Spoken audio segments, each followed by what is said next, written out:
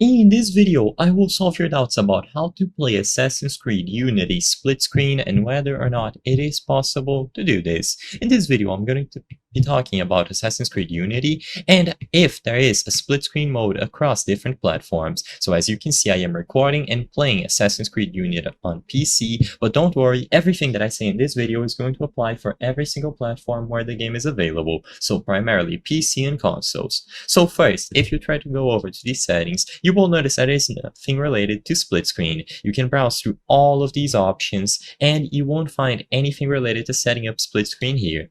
The first assumption that you would have would be to connect a controller and press something on it to act as the secondary player's way of movement and so on. So I'm gonna go ahead and connect an additional controller to one of the USB ports on my computer.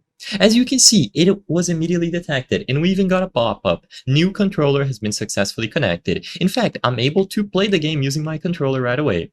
If I go back to the keyboard, you will notice that all the keybinds change and once again, I can keep alternating between these. But usually, what would happen is that upon connecting a controller and then pressing the secondary start button or by doing any sort of movement, split screen would load immediately. So, sadly, the answer to the question in the title of this video is that Assassin's Creed Unity does not offer a split-screen co-op option. This is true for every single platform, and the only type of co-op gameplay that you have available in Assassin's Creed Unity is through online. Split-screen was never built into the game, and it appears that Ubisoft will not bother with updating the game in the future to support it. The purpose of this video is not to spread misinformation, but let people be aware about the limitations of Assassin's Creed Unity and about the fact that it doesn't have split screen.